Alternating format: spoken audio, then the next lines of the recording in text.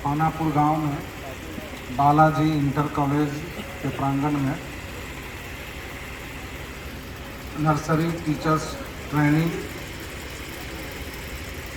के इस नामांकन शिविर में हमारे इस सभा के अध्यक्ष, इस विद्यालय के प्राचार्य ओझा जी, इस एनटीटी के राज्य स्तरीय डायरेक्टर फुदैल साहब, चंद्रहट्टी कॉलेज के प्रिंसिपल दिनेश जी, रामचंद्रपुर कॉलेज के प्रिंसिपल भारती जी, खरौना के बीसीडी के प्रिंसिपल साहब भी उपस्थित हैं यहाँ पर, आपके महेश लाल बनवारी लाल भगत कॉलेज के प्रिंसिपल अवधेश बाबू और इस क्षेत्र के जिला परिषद सदस्य भी उपस्थित हैं। साथ ही इस प्रखंड एवं अन्य प्रखंडों से बहुत सारे महाविद्यालय के प्राचार्य, शिक्षक, जनप्रतिनिधि, इस महाविद्यालय के शिक्षक शिक्षिकाएं, व्याख्याता और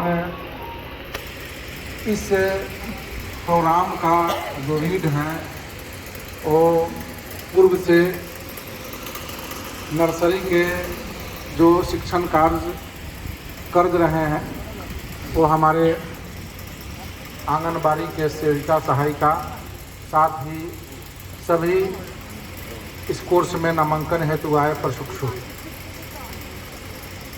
आज हम लोग एजुकेशन फॉर ऑल की बात करते हैं कि सभी को शिक्षा दी जाए। ज़्यादा दिन दूर नहीं जाना है, जब हम लोग बच्चे थे पढ़ाई खास वर्गों का था, गांव में कुछ परिवार पढ़ते थे, लेकिन सरकार की नीतियाँ बदली, हमें सभी को शिक्षा देना है, सभी को विद्यालय पहुंचाना है। यही वजह थी कि बच्चों का मेरा आवासन जो है सवेरे 9 बजे से 4 बजे तक विद्यालय रहता है। विद्यालयों में सारी सुविधाएं दी गई। बच्चे जब मेरे विद्यालय में आए हैं तो उन्हें भोजन चाहिए दोपहर का, उन्हें कपड़ा भी दिया गया, उन्हें किताब भी दिया गया, उन्हें अन्य कुछ खर्चों के लिए वजीफ़ा भी दिया गया और इस तरह से सभी कम्युनिटी के बच्चे मेरे विद्यालयों तक पहुँचे। लेकिन आवश्यकता है, अभी भी हम में सोसाइटी में हर जगह से कुछ कमियां हैं, जिसकी वजह से सारे बच्चे जिनका घर विद्यालय आवर में विद्यालय है वो नहीं रहकर गली कुची में भी रहते हैं। तो हम और सभी जनप्रतिनिधियों, समाज के सभी तबका के लोगों से अनुरोध करेंगे कि इस अवधि में जो भी बच्चे गांव में मिले उन्हें स्कूल तक पहुंचाए, तभी जाकर एजुकेशन फॉर ऑल की बात हम कर सकते हैं।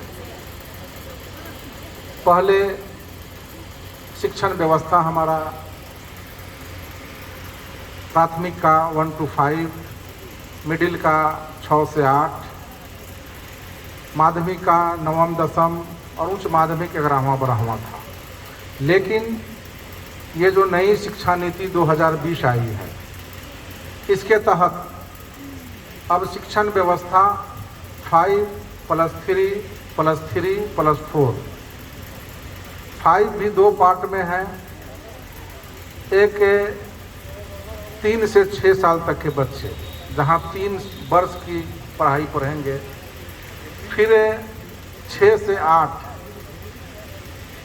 जहाँ हमारे 2 साल की पढ़ाई होगी, फिर हमारा 8 से 12 है, 12 से 14 है, 14 से 18 है।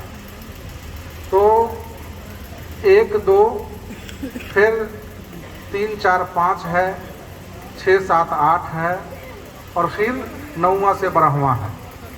तो इसको हम लोगों ने नई शिक्षा नीति 2020 के तहत 4 पार्ट में बांटे और इसमें सबसे इम्पोर्टेंट पार्ट जो है वह है प्री स्कूलिंग, जिसे हमारी आंगनबाड़ी की सेविकाएँ सहायिकाएँ जो पूर्व में 6 साल से कम उम्र के बच्चे थे 4 से 6, उनको विद्यालय तक पहुंचाने की सारी तैयारियां करते थे।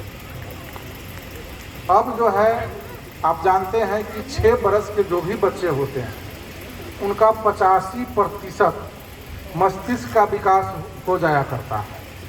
जब 85% उसका मस्तिष्क का विकास हो जाया करता है तो उन्हें उस लेवल की हमको शिक्षण व्यवस्था भी देनी होगी। और अब जो है नई शिक्षा नीति के तहत अब 3 वर्ष के बाद ही हम 3 से 6 साल तक के लिए वो जो प्री स्कूलिंग मेरे होंगे। पहले ये आंगनबाड़ी केंद्र का दायित्व हुआ करता था, लेकिन नई शिक्षा नीति के तहत ये बच्चे मेरे स्कूल में आएंगे। इसकी व्यवस्था हो रही है। ये प्री स्कूल के जो बच्चे हैं जो 3 साल से 6 साल के उम्र के होंगे वे मेरे स्कूल से जुटेंगे। और इसके लिए हमारे पास कोई करिकुलम नहीं था और ये जो नर्सरी टीचर्स ट्रेनिंग है ये 3 से 6 साल के बच्चों के लिए बहुत ही बेहतर है। और ख़ासकर जो हमारी आंगनबाड़ी की सेविकाएँ और सहायिका हैं उनको तो करना अनिवार्य है, इसलिए कि पहले से उसमें जुटे हैं। आपका भविष्य काफ़ी उज्ज्वल है। आपसे अनुरोध है जो भी बच्चे हैं वो सभी इस कार्यक्रम में जुटे, क्योंकि जो ही आंगनबाड़ी को अभी विद्यालयों से तय किया गया है, जितने भी आंगनबाड़ी हैं सभी को किसी न किसी विद्यालय से अभी पहला प्रावधान है कि हम लोगों ने उसको तय कर दिया है। और तय करने के बाद जब ही सरकार का आदेश होगा वो आंगनबाड़ी केंद्र हमारे विद्यालय शिक्षा से जुटेंगे भविष्य में। तो ऐसी परिस्थिति में जब इस व्यवस्था से जुटेंगे तो वहाँ एक प्रशिक्षित शिक्षक शिक्षिका की आवश्यकता होगी और वो नर्सरी टीचर्स ट्रेनिंग जो है इसके लिए पूरी तरह सक्षम है, आप जान रहे हैं। इसलिए जो भी इसमें नामांकन लेंगे भविष्य उनका उज्ज्वल है।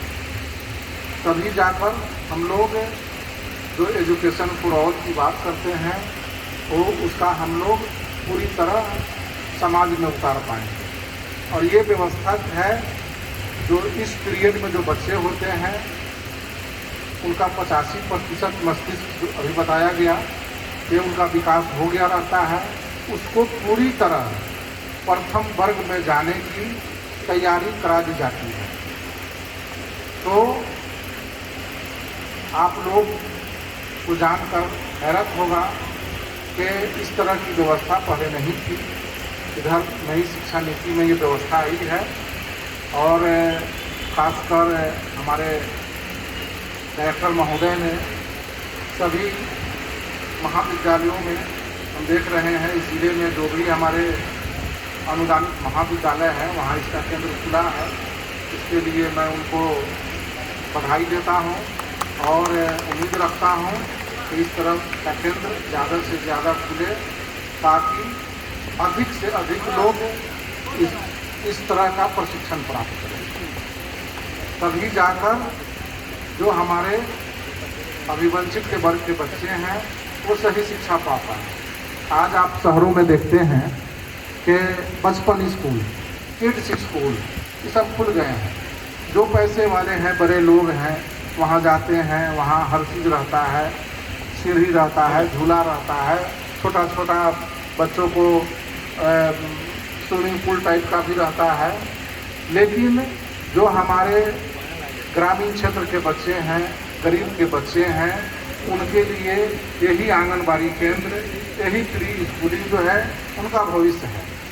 तो इसमें जितना बेहतर ढंग से गुणवत्तापूर्ण प्रशिक्षण देंगे उतना ही हमारा आउटपुट आएगा। तो हम अनुरोध करेंगे सभी प्राचार्य महोदय से, जहाँ भी ये केंद्र चल रहा है वहाँ ऐसा इनपुट दें के बेहतर आउटपुट, तभी जाकर हम लोग इस कार्यक्रम को सफल पाएंगे। हमको समय की कमी है और बोलते में, लेकिन अभी मेरा 3 मीटिंग है लगातार, 3 नहीं मीटिंग तो 4 है, बीसी भी है, इसलिए मैं भविष्य में फिर आऊँगा, आप लोगों से मिलूँगा और मैं अपनी वाणी को यहीं ख़त्म करता हूँ और अंत में इसके डायरेक्टर और यहाँ के प्राचार्य को मैं फिर बधाई देता हूँ।